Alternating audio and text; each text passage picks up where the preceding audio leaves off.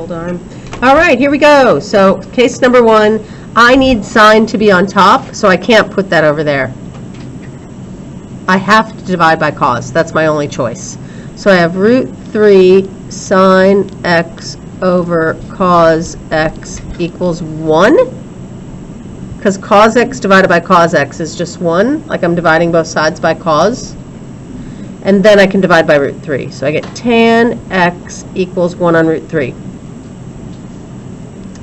Okay, where's the tan positive?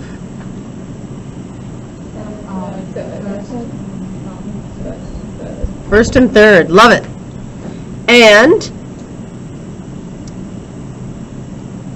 where's the tan 1 on root 3? Oh, who knows? Okay, so it's really hard to pick in those fractions of sine and cosine to pick which fraction goes on the top and which fraction goes on the bottom for sine and cosine.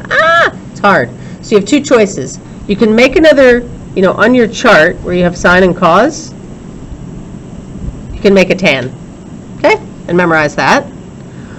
Or you can do what I've always done and know that the tan of this angle here, like this is the x, isn't it? It's the x, is the gradient. Remember that from year 10? Those stupid road problems? And it was rise over run? Yeah, the road problem? And so I go, okay, up 1 over square root of 3. Is square root of 3 bigger or smaller than 1? Bigger. So up 1 over the square root of 3 could be that angle. Or it could be up square root of 3 over 1. That's a really steep line, isn't it? This is the less steep one. Yeah? So it's pi on 3, pi on 6. Okay? Get my point? Okay. So I don't think that confused too many people. If it did, then make this chart. It's the other way to do it. Okay? So it's pi on 6 there. And then what's this one? Pi plus pi on 6. So 6 pi on 6, right? That's pi. 6 pi on 6 plus pi on 6. Did you ever think you'd be so good at fractions as you are now? It's awesome. Pause. There we are.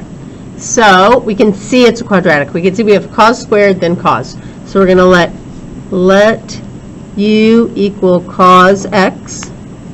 So we have u squared plus u minus 2 equals 0. And we're going to factorize this, which we are so good at because we did so much over the holidays. And what do you reckon? Crickets? Yes?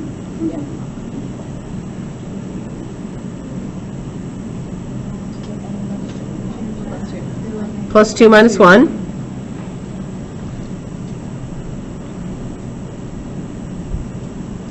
And then I say, okay, this gives me u equals negative 2, and this gives me u equals 1.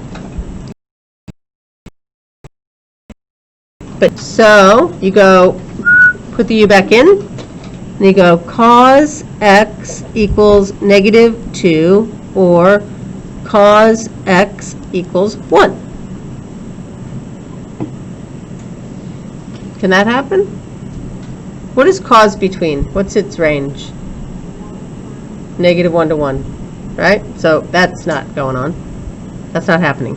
That can't happen. Reject. Sometimes the u substitution is nasty. It makes answers that aren't really there. Here, cos x is 1. Where is cos 1?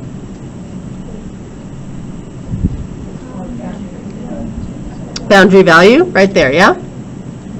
That's where it's 1. So if I'm in this domain, what are my two answers? X could be 0 or 2 pi.